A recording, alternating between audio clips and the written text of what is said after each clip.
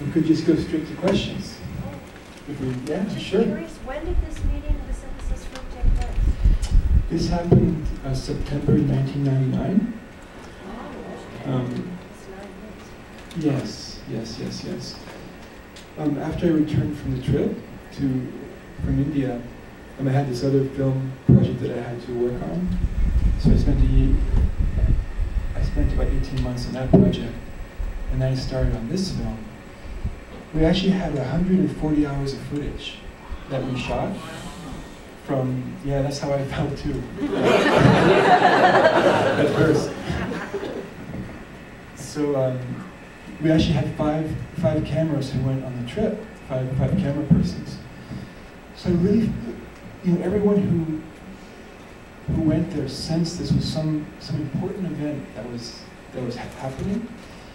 So I really felt like I had to really spend the time and have the film sort of shape in an organic way, and I thought the heart of the film could really be found. The timing is really perfect. I mean, the timing, it's really incredible.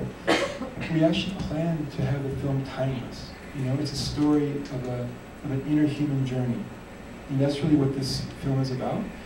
So we really wanted to make sure that it remained a timeless story, of human change and discovery. Everyone on this trip went with the intention of changing the world. I mean, everyone was really stoked, when they first went. As they went, they realized that to really change the world in the most effective way, they had to drop their egos, open their heart, and change themselves first as the most effective way of changing the world. So actually, it was really ironic. Their intention was to change the world, and they thought it was through this external means at first, but ironically, through changing themselves and being inspired and changed within, that led to them going out in the world and being in film and books and television, and they've touched millions. Fred Allen Wolf, who's in the film, he was, after this experience, actually Fred went through a great change during this experience, as you saw. But Fred went on to star in the film More Quite the Bleed Did You Know. Ahmet also did. Michael Beckwith, after this trip, he was in the film The Secret. So this was this changed a lot of them, and it affected their work and those who they touched. So, yes? What was interesting to me is I read the book by the Dalai Lama in 2000, The Art of Happiness. One of my nephews, who's very into Eastern philosophy, recommended this book to me because he said it's one that a Westerner would be able to understand because it was written by a Western psychiatrist. And it's probably one of the only books I've ever read that really changed a lot of my thought processes. And I saw that this conference did very much for these people what the book did for me, that true happiness is only achieved through compassion, and that it's better to want and appreciate what you have than to have what you want. This is saying about money. And the value of perspective in your daily life.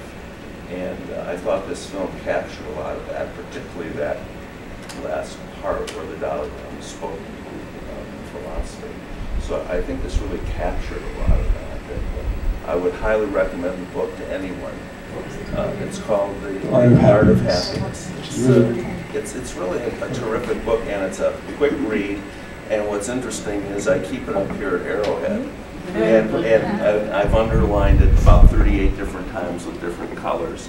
And each time I go through a time in my life when I'm kind of thinking about things or stressed, I go out on the deck and look out at the tower in the middle of the lake, and I take the book out and I reread all my underlines. So the book is well worn.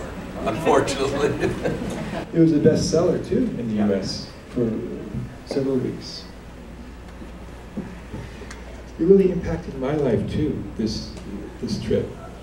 I interviewed the Dalai Lama twice for the film and spent a few weeks with him. And you know, when you're in the room with the Dalai Lama, you know, his presence fills the room. You know, he's very open, very real, very genuine. You know, but there's no mistake that his books are bestsellers. It's no mistake that he's respected throughout the world. I mean, instantly, I just felt, you know, that it was important that we're compassionate with others, and we treat others with kindness. I mean, that's you know, one of his main philosophies. It's something that you just, you know.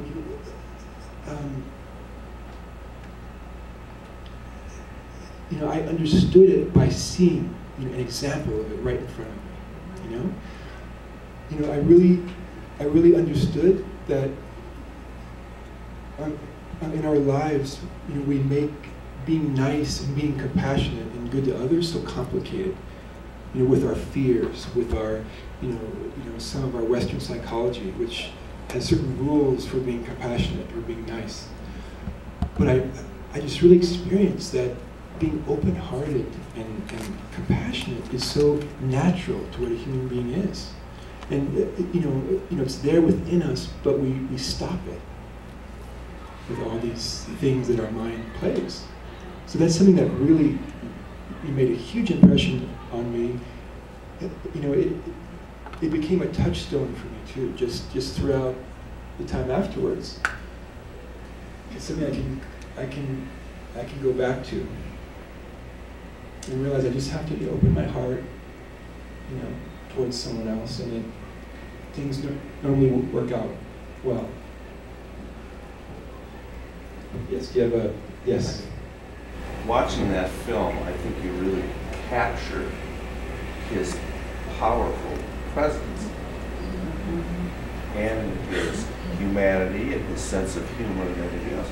But when you would watch those scenes, you were really drawn in by him on this small screen. So I can only imagine what it's like to be in his actual presence. But I think you really captured it. You certainly captured the feeling I had about him from reading the book. Let's put it that way. I'm happy that you feel that way. Thank you. Thank you.